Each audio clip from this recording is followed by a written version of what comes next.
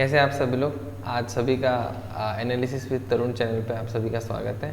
आज हम लोग कुछ स्पेसिफिक टॉपिक्स के बारे में बात करेंगे, जैसे कि MCQ tips and tricks. Generally बहुत सारे लोग स्टूडेंट्स हैं जो कि इसके सर्च में रहते हैं, जो कि कंटिन्यूसली सर्च करते रहते हैं कि कैसे वो अपना जो एमसीक्यू टेस्ट हैं, टेस्ट सीरीज़ हैं, उनमें मार्क्स को इंक्रीज़ कर सकें। मार्क्स इंक्रीज़ करने के छोटे छोटे टिप्स होते हैं, छोटे छोटे ट्रिक्स होते हैं, इनको कंटिन्यूस मैनर पे सर्च करते रहते हैं। लेकिन बहुत सारे हैं जिनको प्रैक्टिकली पॉसिबिलिटी पे लाना, प्रैक्टिकली अप्लाई करके लाना, उस पर वो पॉइंट पे नहीं पहुंच पाते हैं। तो आज हम लोग इसी जो प्रॉब्लम है, ये जो गैप है कि एमसीक्यू जो टिप्स एंड ट्रिक्स लोग खोज रहे हैं और जो प्रैक्टिकली पॉसिबल हो, उसके बारे में आज डिस्कस करेंगे। जनरली जो स्टूडेंट्स हैं वो टिप्स एंड ट्रिक्स ज़्यादा सर्च कर रहे हैं। आज हमारा जो छोटा सा एरिया है वो हम लोग नीट के एग्ज़ाम से रिलेटेड एड्रेस करेंगे कि भाई आप नीट के एग्ज़ाम में कैसे अच्छे से इम्प्रूव कर सकते हैं। आइए देखते हैं। Students generally tips and tricks search कर रहे हैं, लेकिन हमारा जो फोकस है, ये जो वीडियो है इसका जो फोकस है वो है कि आपका एनालिसिस जो पावर है, एनालिसिस की जो टाइम है, वो आप कैसे इंक्रीज़ कर सकते हैं। Analysis is the most basic important part of your exam. आप टिप्स एंड ट्रिक्स खोजते रहेंगे तो फिर वो प्रैक्टिकली अप्लाई करने में कितना टाइम लग जाएगा। लेकिन अगर आप एनालिसिस कर रहे हैं तो उसका जो प्रैक्टिकलिटी है और जो कंटिन्यूटी है, जो कंटिन्यूटी की हम लोग बात कर रहे हैं, वो कंटिन्यूटी एनालिसिस में ज़्यादा होती है एज़ कम्पेयर टू किसी टिप्स एंड ट्रिक्स के लिए। किसी एक छोटे टॉपिक पे टिप्स एंड ट्रिक्स ज़रूर काम कर सकता है, लेकिन पूरे होलसम जब देखें, पूरे टेस्ट सीरीज़ को देखें, तो आपको किसी एक एनालिसिस पॉइंट ऑफ व्यू पे आना ही पड़ेगा। तो आज हम लोग ज़्यादातर फोकस करेंगे कि टिप्स एंड ट्रिक्स से कैसे हम मूव करके एक एनालिसिस पार्ट पे आ सकें। तो आप सभी के सामने एक बहुत ही अच्छा, बहुत छोटा और बहुत ब्यूटीफुल फार्मूला लेके आया हूँ, जो आपको एग्ज़ाम में आपको बहुत हेल्प करेगा। और ये बहुत छोटा फार्मूला है लेकिन बहुत हेल्पफुल फार्मूला है। आपको इसको ध्यान दे के सुनना पड़ेगा। इसका नाम है CDL मेथड। आपको स्क्रीन पे भी दिख रहा होगा कि CDL मेथड। CDL को 3 पार्ट में डिवाइड किया हमने, एक कन्फर्म, एक डाउट और एक लेफ्ट। एग्जाम्पल के लिए समझते हैं कि एक डिक्शनरी है। डिक्शनरी में लाखों वर्ड्स होते हैं, है ना, X लाख वर्ड्स होते हैं। आपको जरूरी तो नहीं कि आपको सभी वर्ड्स की मीनिंग पता हो, या तो कुछ वर्ड्स आप फेमिलियर है लेकिन फिर भी उनकी मीनिंग्स आपको नहीं पता। तो हम लोग पूरी डिक्शनरी को 2 पार्ट में डिवाइड करते हैं। एक आपको कौन से वर्ड्स आते हैं और एक आपको कौन से वर्ड्स नहीं आते हैं। तो जो वर्ड्स आते हैं उनको हम लोग कन्फर्म पार्ट में रखते हैं, और जो वर्ड्स नहीं आते उनको हम लोग डाउट पार्ट में रखते हैं, या तो फिर लेफ्ट पार्ट में रखते हैं, कि इनके बारे में हमको नॉलेज ही नहीं है। तो आपको क्या लगता है, आपने अपने टेस्ट सीरीज़ को ऐसे डिवाइड करके रखा है? अगर आप एक अपने टेस्ट सीरीज़ देते हैं और उस टेस्ट सीरीज़ को ऐसे डिवाइड करके रखते हैं, तो क्या होगा कि आपको अपने अंदर एक कॉन्फिडेंस आएगा कि मेरे को ये पार्ट आता है, ये पार्ट मेरे को नहीं आता, मेरे को इस पार्ट को एड्रेस करना है, इस पार्ट को मेरा एड्रेस नहीं हुआ है। तो आपको ये हैबिट में लाना पड़ेगा, ये आपको एनालिसिस करना पड़ेगा। तो आइए देखते हैं कि एक कन्फर्म पार्ट है, एक डाउट पार्ट है और एक लेफ्ट पार्ट है। इसको देखते हैं कि आप टेस्ट सीरीज़ में कैसे अप्लाई कर सकते हैं। ईजी है, एकदम आसान है, आपको बस इसको ध्यान पे रखना है। बस देखते हैं। जनरली जितने भी एग्ज़ाम है उसके जो फॉर्मेट है, एक क्वेश्चन होता है और उसके नीचे A, B, C और D 4 ऑप्शंस दिए होते हैं। उसके बाद फिर नेक्स्ट क्वेश्चन और फिर सेम A, B, C और D। अब देखते हैं कि स्टूडेंट कैसे परफॉर्म करते हैं। स्टूडेंट आते हैं, अपना क्वेश्चन रीड करते हैं। ये रीड किया हमने क्वेश्चन, रीड करने के बाद देखा कि भाई क्या आ रहा है, इसमें क्या लिखा हुआ है, कैसे लिखा हुआ है। उसके बाद किसी भी क्वेश्चन को हमने मार्क किया और आगे बढ़ जाते हैं, है ना। ये एक फंडामेंटल स्टेज है जहाँ पे आपको रुकना है। आपको यही जो स्टेज है इसको स्ट्रेंथन देना है। आपको बस एक काम करना है, इसको आपको बस एक कोडिफिकेशन करना है कि ये मेरा कंफर्म पार्ट है कि ये मेरा डाउट का पार्ट है। मैंने ये जो आंसर दिया है, ये जो आंसर मैंने मार्क किया हुआ है, ये मेरा कंफर्म है आंसर कि ये मेरा डाउट है। इस पार्ट्स, ये जो पार्ट है, आपको इसको बहुत ही ध्यान से इसको सॉल्व करना है, ठीक है। अगर आपने क्वेश्चन किया और उसके बाद आपने C लिखा और C के बाद A मार्क किया, फिर नेक्स्ट क्वेश्चन पे आए, आपने D लिखा और आपने C मार्क किया, तो ऐसे करके आपको टेस्ट सीरीज़ को पूरा कंप्लीट करना है। कभी कभी आप सी पे मार्क करेंगे, कभी कभी आप डी पे मार्क करेंगे, कभी कभी कंफर्म उस पे मार्क करेंगे, कभी कभी डाउट है इस पे मार्क करेंगे।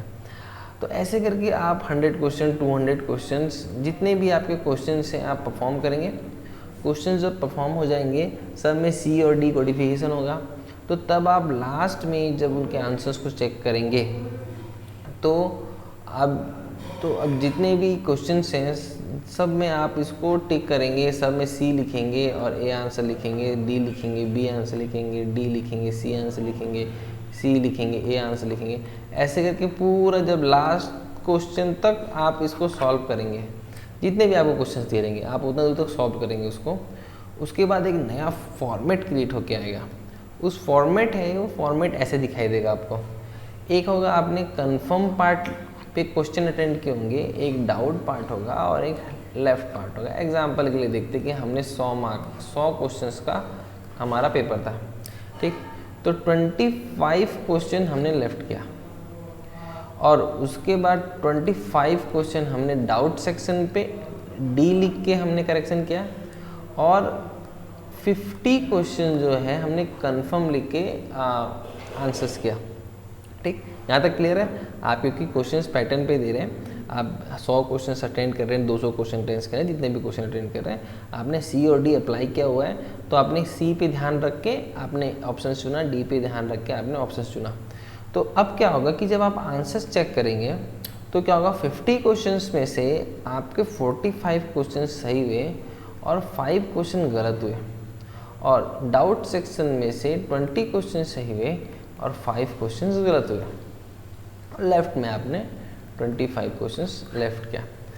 आप जब इस पॉइंट पे पहुंच जाएं, आप किसी भी टेस्ट सीरीज़ में ध्यान रखें, इस टेस्ट सीरीज़ में दें, इसको एनालिसिस करें, देखें कि ये काम कर रहा है कि नहीं कर रहा है। आप जब एनालिसिस कर लें कि भाई कंफर्म पार्ट में कितने रॉन्ग है मेरे और डाउट पार्ट में कितने रॉन्ग है मेरे, तो अब क्या करें, जितने भी स्टूडेंट हैं जिनका बहुत छोटे नंबर से रुक जा रहा है एग्ज़ाम पे, छोटे छोटे मार्क्स के कारण से उनका एग्ज़ाम रुक जा रहा है, जैसे 5 नंबर, 10 नंबर, 15 नंबर, 20 नंबर, वो ये जो कंफर्म पार्ट में जो आपका रॉन्ग पार्ट है, जो कंफर्म पार्ट में आपका रॉन्ग पार्ट है, इसके कारण से आपका एग्ज़ाम रुक रहा है।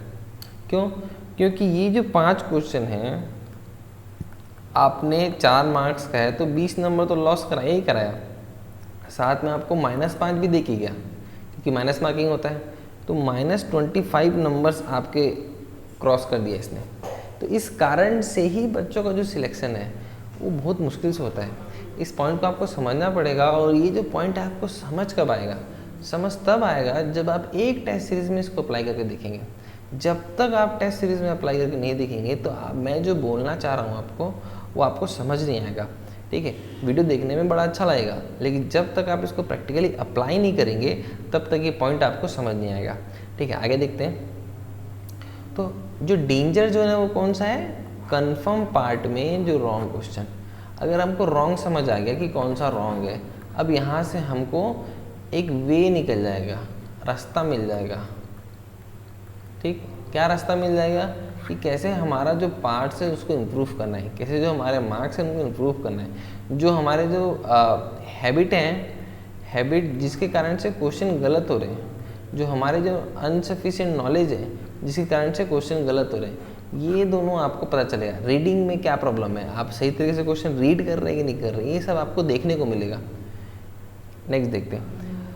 मेरा ये पर्सनली मानना है कि अगर आप किसी भी काम को कर रहे हैं और तहे दिल से कर रहे हैं, और जब आप वहाँ से एक नया रास्ता आपको उसको करते करते नहीं निकल रहा है, तो इसका मतलब आप उसको सही तरीके से नहीं कर रहे। If you cannot find a right way by doing it, then you are doing it in a wrong वे।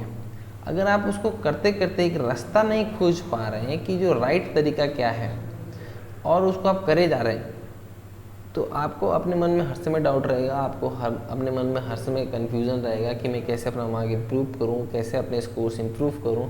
छोटे छोटे हैबिट्स के कारण से आपको ये परेशानी करते रहेगा। तो आपको फाइंड आउट करना है, फाइंड आउट करना है। तो फाइंड आउट पोर्शंस के लिए हमारा जो CDL मेथड है, ये आपके बहुत ही काम आने वाला है।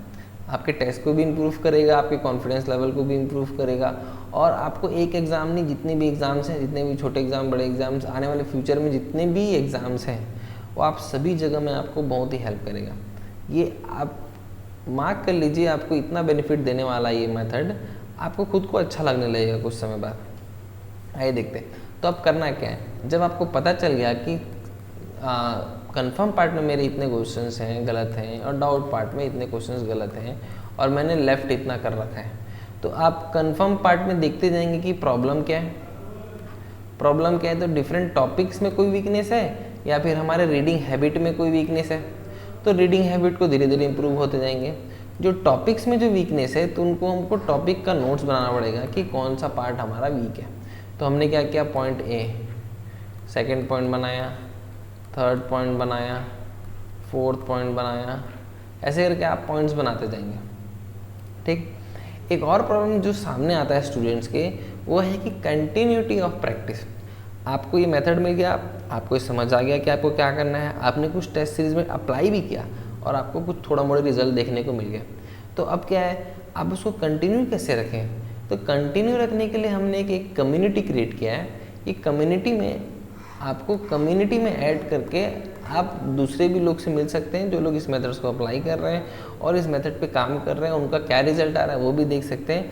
आपको नीचे डिस्क्रिप्शन में एक व्हाट्सअप लिंक मिल जाएगा, आप वहाँ से ज्वाइन कर लीजिए ग्रुप को। वहाँ पे बहुत सारे स्टूडेंट्स हैं जो कि जनरली पार्टिसिपेट्स करते रहते हैं, अपने अपने टेस्ट सीरीज़ के मार्क्स शेयर करते रहते हैं, अलग अलग एग्जाम्स के लिए अलग अलग ग्रुप है। अब वहाँ पे आ जाइए, वहाँ से आपको फिर एक नया वे मिल जाएगा कि आप कैसे वर्क कर सकते हैं।